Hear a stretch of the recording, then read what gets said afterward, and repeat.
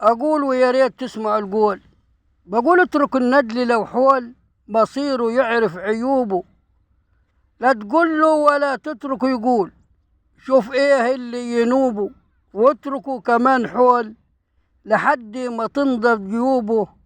لا يشبهك في سكوت أو قول، لا بيشبهك في سكوت أو قول، ولا توبك يشبه لتوبه. والنبي كل اللي يعرف ندل الله يرضى عليكم كده يشيرها له، ابعتوها لكل ندل في أي مكان في أي حتة. كل اللي يعرف ندل كده يشيرها له ويبعتها له. ابعتوها للأندال الله يرضى عليكم، وشاركوني القناة. ولكم تحياتي كل محبتي واحترامي وتقديري، قناة باسم الشاعر علي عبد الرازق الدالي. والسلام عليكم ورحمة الله وبركاته. ومع حكمة تاني ولكم كل تحياتي ومحبتي واحترامي.